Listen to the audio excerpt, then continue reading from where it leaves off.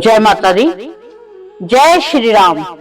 आज हम भगवान श्री राम की विशेष कृपा प्राप्त करने के लिए जो श्री रामचरितमानस का पाठ चल रहा था, जिसमें हम लंका कांड के बड़े सुंदर पाठ को श्रवण कर रहे थे। तो हमने पिछले पाठ में हमने श्रवण किया कि अंगद और रावण की आपस में वार्तालाप। तो आगे हम इसी को कंटिन्यू करते हैं और भगवान श्री राम की विशेष कृपा को प्राप्त करते हैं। कुंभकर्ण असबंधु मन सुत पर सिद्ध सरकारी, मोर पराक्रम नहीं सुने हूँ जिते चराचर धारी।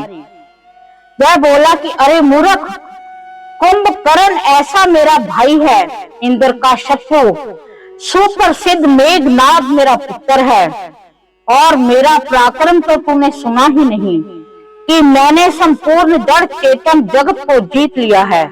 रे दोस्त, वानरों की सहायता जोड़कर राम ने समुद्र बांध लिया, बस यही उसकी प्रभुता है।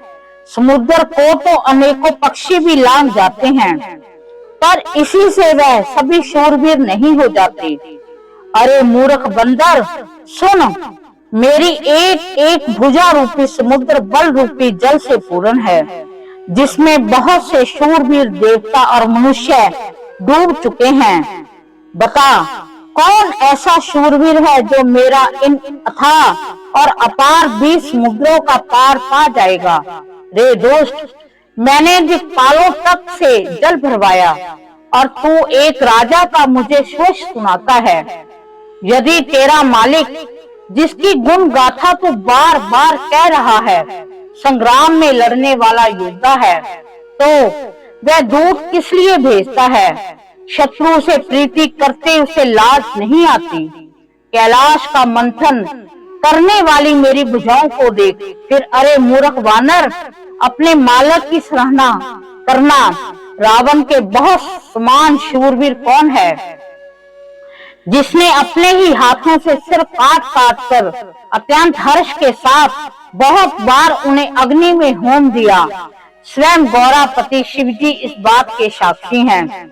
मस्तकों के जलते समय जब मैंने अपने ललाटों पर लिखे हुए विधाता के अक्षर देखे, तब मनुष्य के हाथ से अपनी मृत्यु होना बांधकर विधाता की वाणी असत्य जानकर मैं हंसा।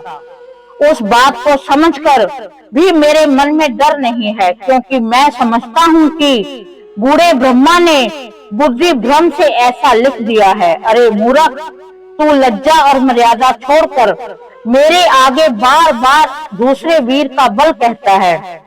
अंगद ने कहा कि अरे रावण, तेरे समान लज्जावान जगत में कोई नहीं है। लज्जाशीलता तो तेरा सहज स्वभाव ही है।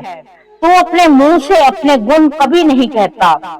सिर काटने और कैलाश उठाने की कथा चित्त में चढ़ी हुई थी, इससे तूने उसे 20 बार कहा। भुजाओं के उस बल को तूने हृदय में ही ताल रखा है, जिससे तूने सहस्र बाहुबली और बाली को जीता था। अरे मंद बुद्धि, सुन, अब बस कर। सिर काटने से भी क्या कोई शूरवीर हो जाता है?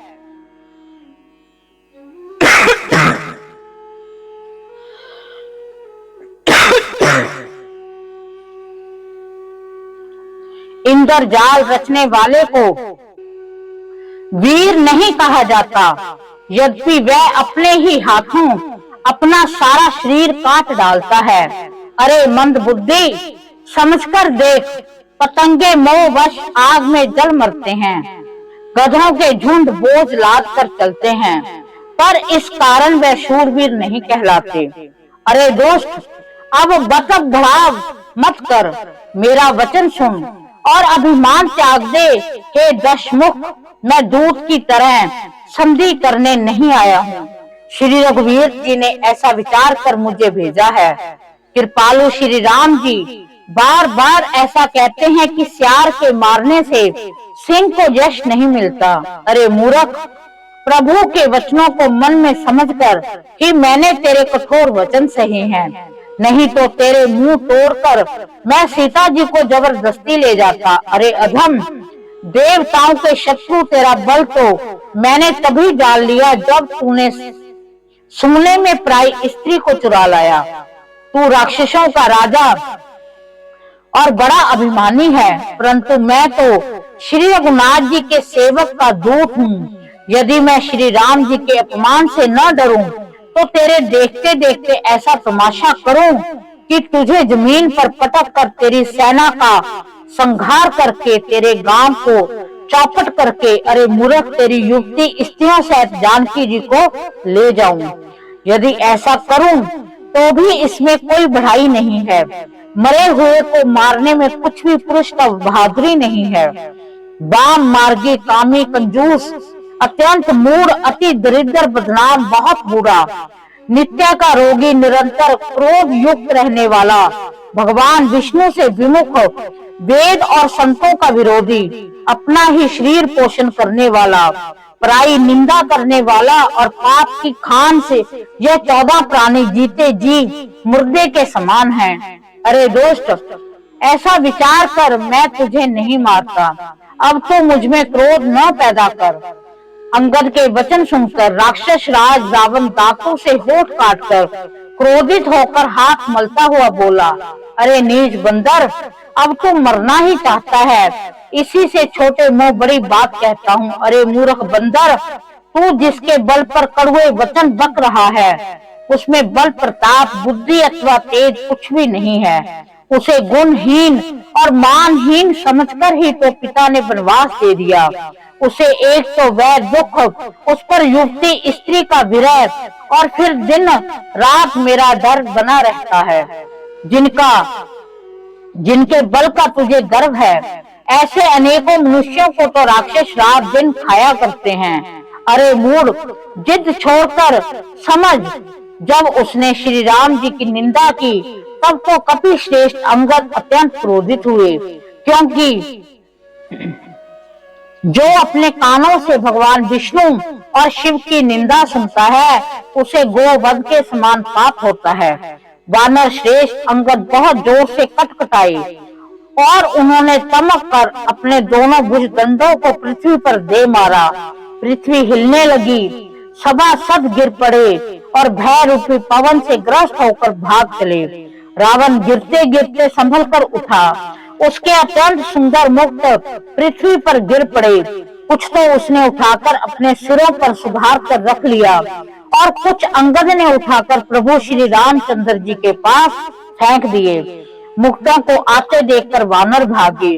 विधाता, क्या दिन में ही उल्का पाप होने लगा, अथवा क्या रावण ने क्रोध करके 4 वज्र चलाए हैं जो बड़े भाई के साथ आ रहे हैं।